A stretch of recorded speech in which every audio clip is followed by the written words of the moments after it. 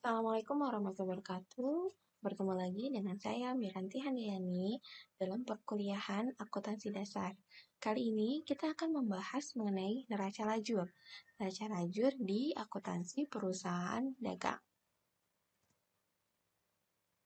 Konsep dasarnya sama antara neraca lajur di perusahaan jasa dengan perusahaan dagang.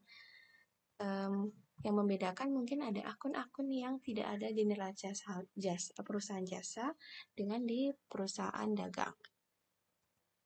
Kita masuk ke pengertiannya dulu, mengulang review yang sebelumnya. Neraca lajur adalah suatu kertas atau daftar yang digunakan untuk mencatat, menyesuaikan, dan menggolongkan semua rekening yang ada di neraca saldo dan dibuat pada saat perusahaan akan menyusun laporan keuangan. Jadi, prosesnya neraca lajur itu sebelum ada di laporan keuangan ya. Kemudian, tujuannya dari neraca lajur itu, yang pertama, mempermudah penyusunan laporan keuangan. Yang kedua, membantu menghindari kesalahan-kesalahan yang mungkin terjadi pada saat pembuatan ayat-ayat penyesuaian. Dan yang ketiga, memungkinkan penyesuaian laporan keuangan sementara tanpa harus menyelenggarakan jurnal penyesuaian secara formal. Ini hanya uji coba sebelum kalian membuat laporan keuangan. Kemudian langsung ke prakteknya ya, karena pada dasarnya sama caranya seperti di perusahaan jasa. Kalau kalian mau lihat di neraca lajur yang lebih detail, bisa kalian di neraca lajur di perusahaan jasa. Nanti saya taruh di deskripsi box ya untuk linknya. Ini neraca saldo, neraca lajur di perusahaan dagang ya. Mohon maaf ini salah, ini neraca lajur judulnya ya. Atas toko Dwi Harvit tanggal 31 Desember 2010. Perusahaan dagang bedanya dengan perusahaan jasa adalah di sini ada persediaan barang dagang. Ya, ada akun persediaan barang dagang, kemudian ada akun HPP, harga pokok penjualan. Di perusahaan jasa sangat mudah, laporan keuangannya tidak ada HPP. Jadi kalau perusahaan dagang ada harga pokok penjualan. Lanjut saja. Kita punya neraca saldo dari proses tadi diposting ke buku besar sebelumnya, kemudian masuk diikhtisarkan, diringkaskan dalam neraca saldo. Sudah kita punya daftar neraca saldo, pastikan debit dan kreditnya sama, sudah dijumlahkan, dan urutkan dalam mencatatnya itu harus pertama golongan aset, kemudian kedua kewajiban atau hutang, kemudian modal, keempat itu adalah penjualan dan pembelian, kemudian yang terakhir itu ada biaya-biaya. Jangan lupa harus urut ya kalau membuat neraca saldo. Setelah dari proses tabel neraca saldo, kita punya AJP.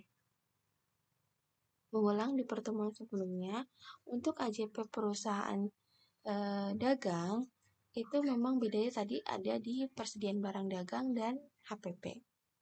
Kita mengulang saja ya review. Ini ada soal AJP di perusahaan dagang.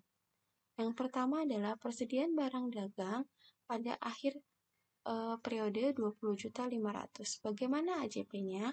Seperti sebelumnya saya sudah jelaskan, untuk AJP persediaan barang dagang ada dua metode. Yang pertama dengan ikhtisar laba rugi, yang kedua dengan HPP, metode HPP. Saya lebih menyarankan kalian untuk metode HPP karena metode HPP itu tinggal copy paste. Jadi tidak mencari-cari lagi nilainya. Dan untuk metode ikhtisar laba rugi ada dua metode, ada dua jurnal. Kalau untuk metode HPP ada 6 jurnal pada umumnya. Tapi kalau tidak ada nama rekeningnya bisa di skip. Kayak contohnya ini. Untuk AJP persediaan barang dagang, saya menggunakan metode HPP. Umumnya ada 6 ya, tapi karena tidak ada akun untuk potongan pembelian dan biaya pembelian, maka saya cuma ada 4 ini ya. Ini serangkaian dari AJP persediaan barang dagang. 1, 2, 3, 4. Ini serangkaian dari AJP persediaan barang dagang. Pertama adalah untuk persediaan barang dagang awal, jurnalnya HPP pada persediaan barang dagang awal 27.500 dapat dari mana? Dari neraca saldo. Kita neraca saldo ada persediaan barang dagang 27.500. Ya, maka HPP-nya adalah HPP pada persediaan barang dagang awal. HPP-nya di posisi debit 27.500, HPP di posisi debit 27.500, kemudian kreditnya itu persediaan barang dagang awal. Kreditnya persediaan barang dagang awal, gitu ya. Kemudian yang kedua, masih dari persediaan barang dagang, HPP pada pembelian. HPP pada pembelian. HPP-nya di posisi debit 83.050.000, kemudian pembeliannya. Pembelian di posisi kredit 83.050.000. Kemudian retur pembelian pada HPP. Retur pembeliannya posisi debit 5.270.000, pada HPP di posisi kredit 5.270.000. Kemudian persediaan barang dagang akhir di posisi debit pada HPP. Persediaan barang dagang di posisi debit, persediaan barang dagang akhir 20.500 dapat dari soal ya, 20.500 pada HPP. HPP 20.500. Semua sudah yang AJP yang A, kemudian AJP yang B, sama seperti perusahaan jasa, tidak ada beda, konsepnya sama. Ini untuk biaya iklan. Iklan dibayar di muka pada biaya iklan 1.500.000. Iklan dibayar di muka posisi debit pada biaya iklan, posisi kredit 1.500 ya. Kemudian yang posisi C, gaji yang masih harus dibayar, biaya gaji pada utang gaji. Biaya gaji posisi debit 11.500.000 pada hutang gaji posisi kredit 11.500.000. Kemudian sewa yang masih harus dibayar, pendapatan sewa pada hutang pendapatan sewa, pendapatan sewa di posisi debit 3.600.000 pada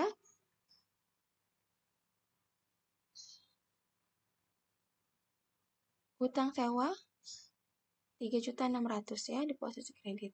Kemudian ada penyusutan kendaraan 1 tahun 4.100.000, itu depresiasi kendaraan pada akumulasi kendaraan.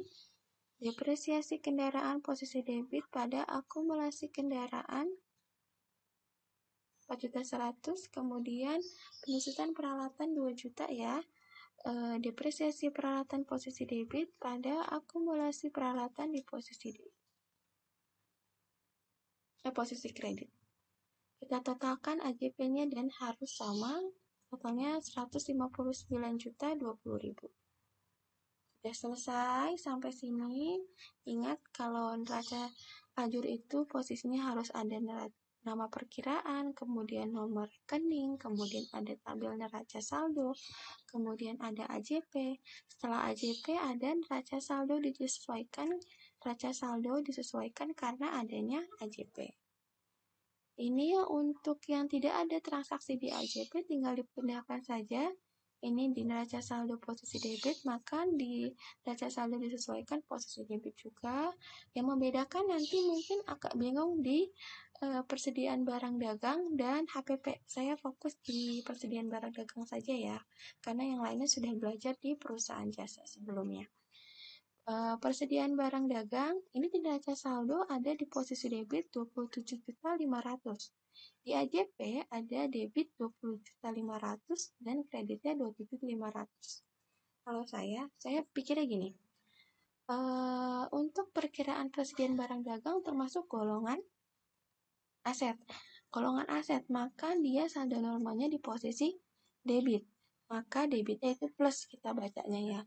Oke, gini cara ngitung untuk di neraca saldo disesuaikan. Plus 27.500 plus lagi 20.500 dikurang 27.500. Jadi gini, 27.500 ditambah 20.500 dikurang 27.500 hasilnya adalah debit, masih ada plus 20.500. Habis ini paham ya? Selanjutnya masih sama kayak ini, akumulasi peralatan di posisi kredit dia minus 4.200.000, kemudian diminuskan lagi 2 juta. Maka hasilnya posisi minus, total minus dari 4.200.000 tambah 2 juta. Minus di 6.200.000. Paham ya? Kemudian ini, untuk pembelian ada posisi plus 83.050.000, kemudian diminuskan plus 83.50, diminuskan 83.50, maka hasilnya di neraca saldo disesuaikan pembeliannya 0, tidak ada ya. Kemudian ini biaya iklan, posisi plus 2 juta, kemudian di AJP ada kredit yaitu minus 1.500.000, masih hasilnya adalah plus dikurang minus, masih ada bagi besaran yang plus ya, berarti masih ada di posisi plus 500, posisi debit 500. Untuk selebihnya sama, yang membedakan di HPP. Ini HPP nih ya. HPP dari ini 27.500 tambah 83.50, kemudian ini dikreditkan di 5.270 sama 20.500. Ini ditambahkan, kemudian ini ditambahkan, total ini dikurang total yang kredit. Maka hasilnya adalah masih ada plus sebesar 84.780.000 di posisi debit, karena masih ada sisa plus. Ya, sampai sini paham ya? Jadi neraca saldo ini sudah hasil penyesuaian dari adanya AJP. Hasilnya seperti ini dan totalnya harus sama debit dan kreditnya. 913.780.000. Sampai sini sudah buat neraca saldo disesuaikan, kemudian kita persiapan untuk buat laporan keuangan percobaan ya. Pertama buat laporan rugi laba, kemudian yang kedua buat neraca. Kalau laporan rugi laba kita harus tahu rumusnya, harus cuman ada penjualan dikurang dengan beban-beban. Nah, penjualannya ini dari kolom penjualan ini biaya-biaya masuk laporan laba rugi, kemudian ada ini masih ada pendapatan lain-lain, kemudian ini ada biaya dan HPP. Jadi kuncinya ingat ya, bedanya di perusahaan jasa dan perusahaan dagang ada HPP untuk laporan laba ruginya. Oke, lanjut. Penjualan, ada retur penjualan, kemudian ada biaya iklan, biaya gaji, biaya listrik, kemudian nanti ada pendapatan sewa atau pendapatan lain-lain di luar usaha, kemudian ada biaya penyusutan kendaraan, biaya penyusutan peralatan, dan HPP. Masuk di laporan rugi laba di perusahaan dagang. Ditotalkan, oh ternyata kreditnya lebih besar daripada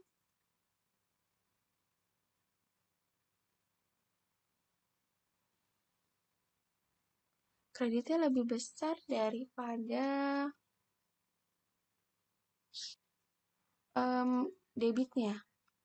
Kredit itu posisinya siapa? Penjualan. Berarti penjualannya lebih besar dari biaya-biaya. Pendapatan kita lebih besar daripada biaya-biaya. Kita masukkan logika, kalau pendapatan lebih besar dari biaya-biaya, berarti kita punya laba, kita punya keuntungan. Nah, keuntungannya berapa? Tinggal diselisihkan saja. Ini pendapatan total di kredit dikurang dengan biaya-biaya kita. Hasilnya kita punya laba sebesar sekian, 383.920.000. Nah, nanti kita jumlahkan ini, maka hasilnya sudah sama ya. Ini laba bersih yang kita miliki dari perhitungan laporan rugi laba. Setelah itu kita membuat neraca. Laporan neraca itu terdiri dari aset dan aset, hutang, dan modal ya. Asetnya masukkan semua kepala golongan 1 sama modal 2, kewajiban 2, kemudian ada modal, kemudian di sini ada aktiva lagi, kemudian di sini ada kewajiban lagi. Dipindahkan semua. Kalau di laba rugi nanti ada HPP, kalau di neraca nanti ada persediaan barang dagang. Yang membedakan antara laporan keuangan perusahaan jasa dengan perusahaan dagang. Kita totalkan debit dan kreditnya.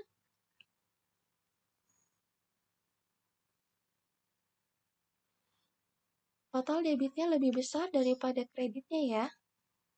Debitnya itu 743.700.000, sedangkan kreditnya 358.780. Kenapa bisa guys seperti ini? Karena kita punya di modal ini akan berubah. Ada laporan perubahan modal nanti ya. Modal ini akan berubah karena ada pertambahan yang sebelumnya kita hitung ada laba. Maka laba ini untuk menambah modal yang tadi ada perubahan, maka labanya harus ikut dipindahkan di posisi kredit. Ya, karena saldo normal modal itu di posisi kredit ya. Coba kita selisihkan. Posisi debit di neraca dengan di kredit di neraca. Hasilnya sama, 383.920. Posisi debit ini dikurang kredit ini hasilnya sama 383.920. Kita totalkan neracanya, oh sudah sama debit dan kredit. Sampai sini paham ya? Untuk konsepnya untuk membuat neraca lajur itu sama, yang membedakan mungkin akun-akun di dalamnya yang berbeda di perusahaan jasa. Perusahaan dagang itu lebih rumit atau mungkin lebih banyak detail karena ada pertambahan HPP, harga pokok penjualan, dan ada namanya akun persediaan barang dagang. Sudah lanjut di neraca saldo, semoga semua paham. Kita masuk ke latihan soal. Yang pertama, pada akuntansi perusahaan dagang yang tidak termasuk dalam kolom neraca lajur, yaitu di neraca lajur itu tidak ada HPP. Adanya akun HPP tapi tidak ada kolom HPP. Perlu diingat ya. Laba rugi ada, neraca ada, ayat jumlah penyesuaian ada, neraca saldo disesuaikan juga ada, neraca saldo biasa pun ada. Oke. Yang kedua, penempatan perkiraan besar rugi laba untuk menyesuaikan persediaan barang dagang di neraca lajur adalah jadi kalau kita punya persediaan barang dagang, besar rugi laba itu neraca lajur itu diselisihkan. Itu persediaan akhir diselisihkan dengan persediaan barang dagang awal pada neraca saldo disesuaikan. Tadi cara yang kita sudah lakukan tadi ya untuk neraca saldo, perkiraan persediaan. Kemudian yang ketiga, perkiraan akumulasi penyusutan pada neraca lajur tercatat pada kolom akumulasi. Akumulasi itu adanya itu di golongan 1.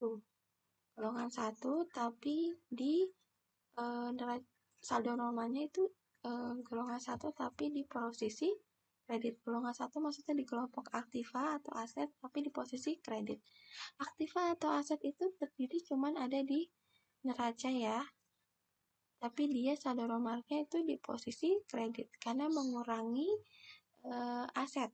Ya, ingat di situ neraca sebelah kredit. Kemudian soal yang keempat, persediaan barang dagang berada pada sebelah kredit. Pada persediaan barang dagang tuh umumnya saldo normalnya debit ya. Tapi dia bisa berada di posisi kredit itu di mana? Di EJP. Nah, ada penyesuaian. Persediaan barang dagang bisa di posisi kredit itu di EJP. Kemudian yang kelima, soal terakhir. Perkiraan retur penjualan pencatatannya pada kolom retur penjualan. Catur penjualan itu pada kolom KJP pada catur. Paling akhir maksudnya ya. Paling akhir kalau catur penjualan nanti di neraca saldo ada. Kemudian di KJP juga ada. Kemudian